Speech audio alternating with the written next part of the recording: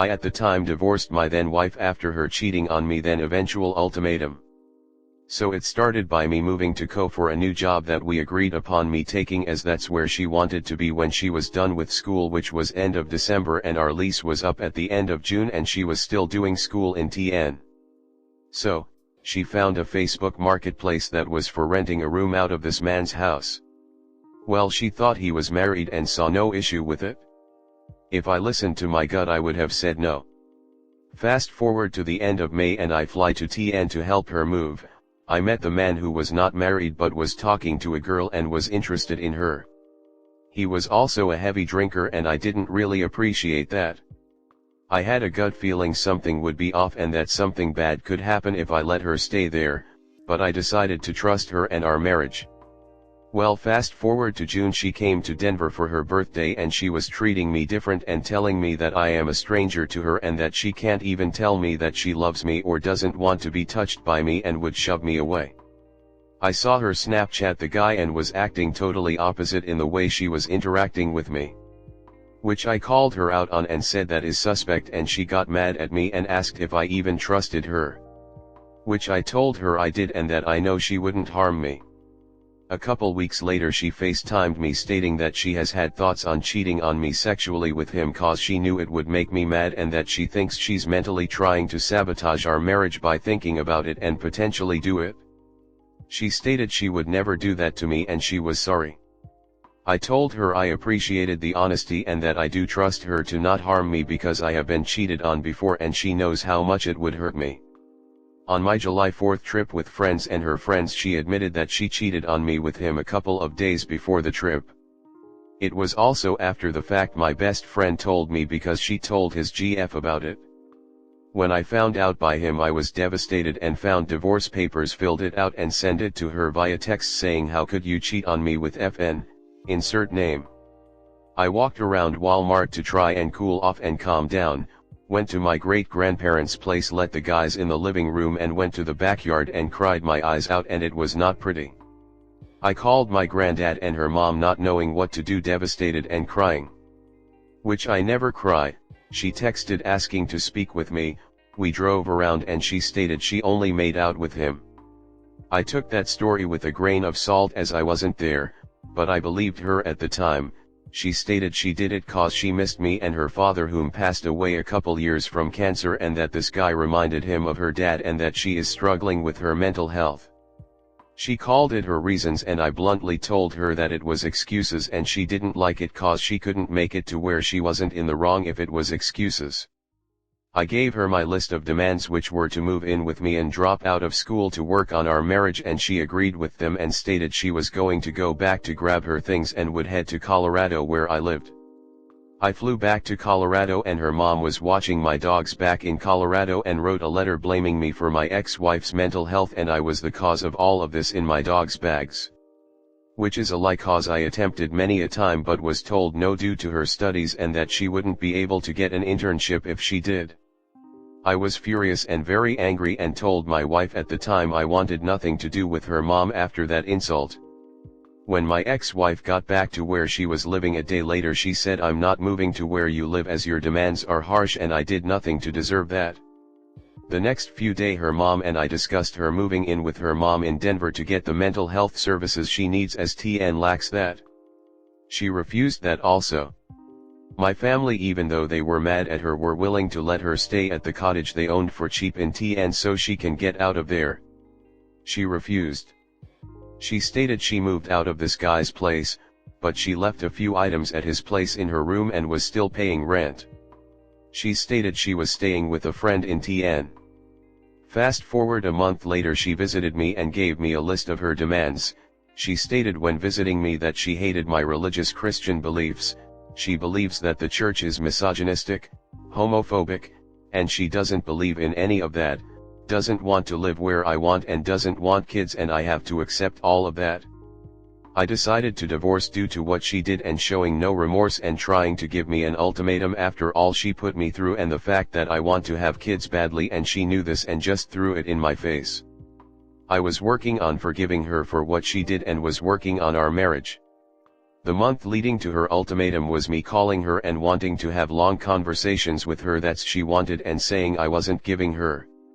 I decided one day to test to see if I wasn't the one reaching out what would happen, and she didn't call, and it took her a days to call me and then proceeded to yell at me, calling me a child for not calling her and that she's super busy with school and working at a coffee shop that she didn't have time to call me. Yet I, whose job was being a manager for a town, had all the free time in the world apparently to give her a call. Continuing my story after the little rant. Less than a month after agreeing and doing the paperwork for the divorce, she bought a pregnancy test at a Kroger, which is a grocery store, with my phone number so I could see the receipt, and denies that it's for her and it was for her friend. However, I had a hard time believing her based on her past actions, and I personally think she was fooling around with the guy and just wanted to give me the middle finger in a sense.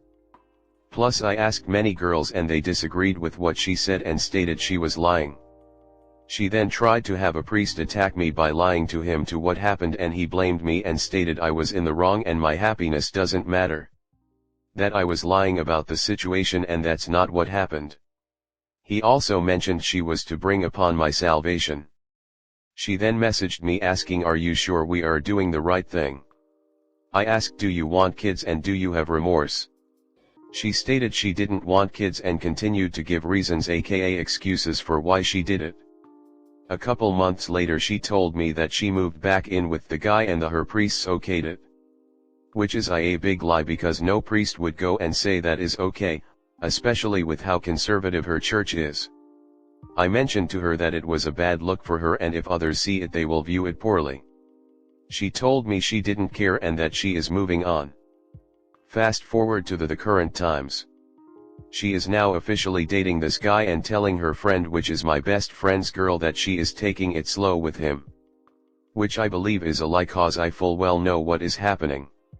Luckily in the divorce we just took what items were ours and just went our separate ways, and I didn't have to give her any money. I moved to be closer to family and now am enjoying life and found a new girl who I am talking to, who's cherishing me and showing me love that never knew existed.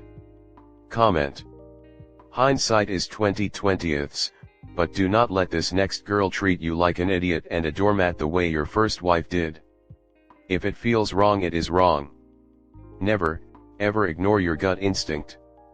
Yeah, I've been cheated on and some of the excuses you hear are pretty head scratching, but that excuse, that's just something my jaw would hit the floor at.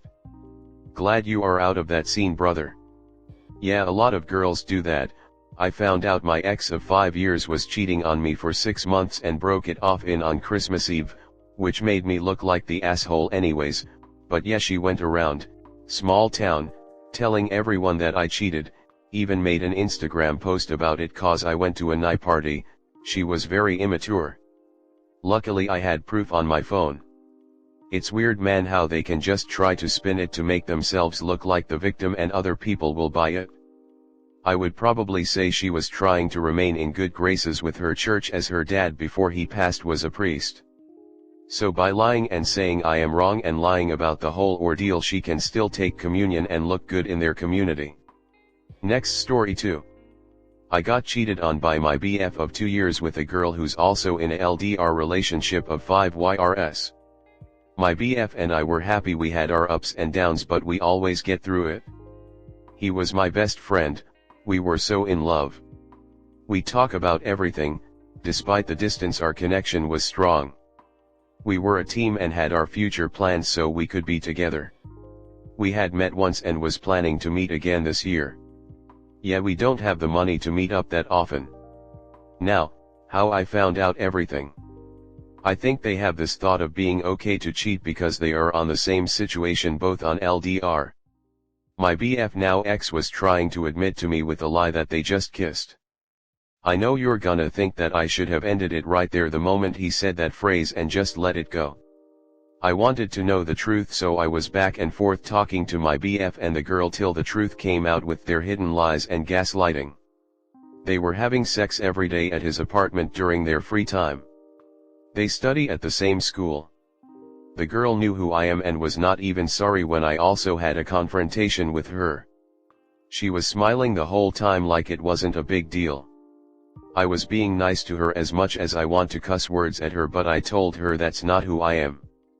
The whole time during the confrontation I was in pain. I puked and punched the wall non-stop. It didn't even hurt, so this pain in me would ease a bit. I was connecting the dots and everything made sense to me now. During those video calls with my ex assuring me, the girl was there beside him the entire time. She was okay with it. I already had a problem with her in the past because they became close instantly. The most fucked up thing is, despite me knowing all this, there's still love left in me willing to forgive him. But thankfully I did not. I still have self-respect left in me. I know you're gonna say you're the most dumbest person I've ever known. You're just hurting yourself even more. Just move on. You can't say that till you're in that position.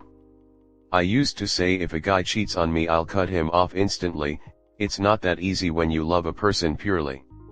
I had booked a ticket to surprise visit him, but that will not happen anymore because he cheated. He even still have the audacity to say if I could still come after what happened. He even said we never fancy, like it makes everything less painful. I told him as long as I did not do you wrong I think I'm gonna be alright. I did not regret a thing in this relationship. I was pure and genuine. I couldn't bear and forgive myself to hurt the person I love. I already cut him off and blocked him on everything. I am now focusing on my healing. It may take a while, but I know there will come a time that I'll be alright. To all the people who got cheated on, I'm so sorry it happened to you. I wish you peace and abundance. Everything you felt and your reaction from being cheated on is valid. Don't mind the people who judge you for it. You are an amazing person and you don't deserve it. It's not the end of the world. Better things are yet to come. Comment. This statement alone is enough to know you're a mature person with proper morals and principles, mate. You did everything right here. I just hope you informed the other girl's boyfriend too. He deserves to know the truth. That being said, I hope you're doing fine, and here's some things you can do.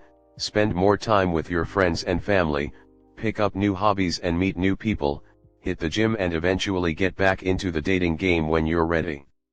You deserve better, and no matter what, don't take him back. I'm pretty sure he will try getting you back one way or another, but don't let him to. Wishing you the best, mate. I agree, before I got cheated on I would always say I'd leave. But when I was out in the situation it was hard. Because you genuinely love the person and can't see yourself without them. Good for you for cutting him off. My opinion, you can't love your partner and #K someone else. And as for her, she is as slimy as it gets. She will get her karma and I hope it hurts. Keep your head up. It will take a while, but you did the right thing.